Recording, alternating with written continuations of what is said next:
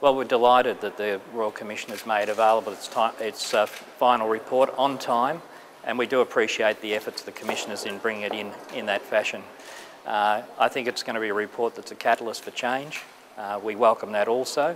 Obviously haven't had enough time to consider it in full, but we'll be doing that over the next little while. What we will be doing, however, is ensuring that as part of the response that the government will make, we'll be consulting with our members at CFA, the 60,000 members, many of whom fought fires on the day, thousands of them in fact, who gave their all, who are vitally interested in what this report says and who will want to have a say.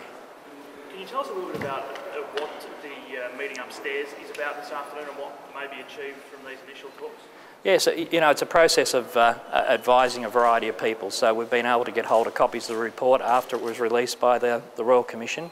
We've started to work through those. There are groups assembled of representatives across government looking at the areas of particular interest. Now we'll sit and consolidate our views on those areas as far as that's known. And I must say it's a very quick scan. And the meeting upstairs very shortly will be where we try and get our heads together around that report so that government can get some initial advice, so that my board at CFA can get advice and many others. What is the strongest recommendation what is the recommendation or cluster of recommendations that have the most resonance for the CFA? At the moment it's too early to call any of that. So we've had groups working on various areas. We haven't yet overviewed that. My feeling for the report is it seems very solid, it seems very well founded.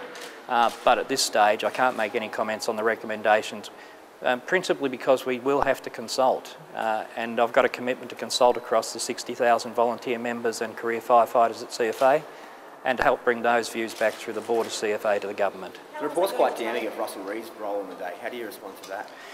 Black Saturday was an enormous day, unprecedented, and we lost 173 lives, which we'll never forget. We made mistakes and we've admitted that before at CFA. We're moving on from those things and trying to do better.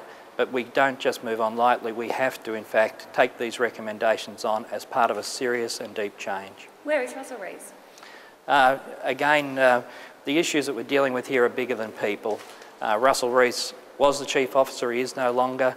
I have an acting Chief Officer and I'm soon hopeful of being able to appoint a new Chief Officer. But he's notably absent today. Again, all I can say about Mr Reese is he's no longer the Chief Officer. We have an acting Chief Officer and I'm looking forward to the appointment of a new and permanent Chief Officer. Do you agree with the need for a Fire Commissioner in Victoria? I note there is a recommendation dealing with a Fire Commissioner. I haven't had a chance to look at the detail on that.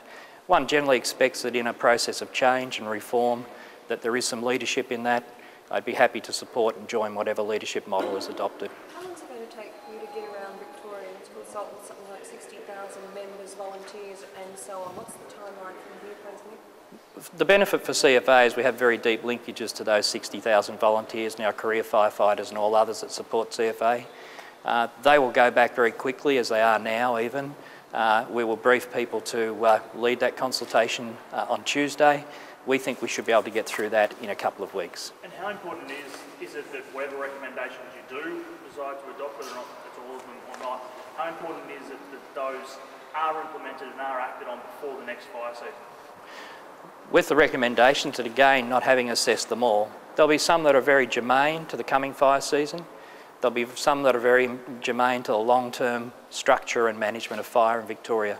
Obviously, there'll be a process of prioritising those when they're agreed or otherwise, and the implementation of those will be critical to achieve, but we'll be ensuring that all our endeavours are in fact supporting any plans for implementation.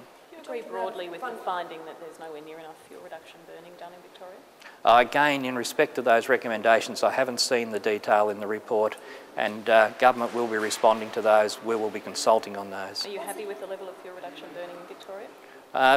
The government's made their view clear. CFA had some input into those things, but CFA will in fact consult on the recommendations in the Commissioner's report. That's a respectful thing to do with its 60,000 members, and we'll come back with our views then. Mick, are you glad the Commissioners haven't said throw away, stay and go? They've said that it might need to be changed, but don't chuck it out altogether?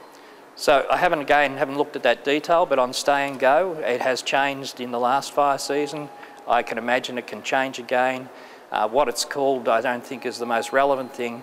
I think the most important thing is how it ensures protection of life in the Victoria bushfire setting. What consultation do you need to know on fuel reduction? reduction burning. The Commission has had an awfully long time to look at this, and their findings are fairly clear that it's inadequate for fuel reduction burning. What further consultation do you need to do on that particular point? The issue of fuel reduction burning obviously will be an area of the Commissioner's report. I haven't yet looked at that area, so I can't comment further. It recommends Last question, please, everyone. What can the public expect to see in terms of that fundamental change within the CFA from the recommendations from this entire Commission? How is it going to be transparent for the people of Victoria? So the best and most transparent thing for the people of Victoria will be to see action, to see how we are changing and what we have put in place, to look at how we moved command and control processes forward in the last season, to look at how we renewed and brought in place state-of-the-art technology for early warnings.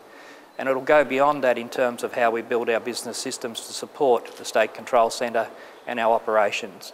It'll also be demonstrated to Victorians as we introduce a new Chief Officer. There are a few ways, there'll be many more. Thank you, everyone.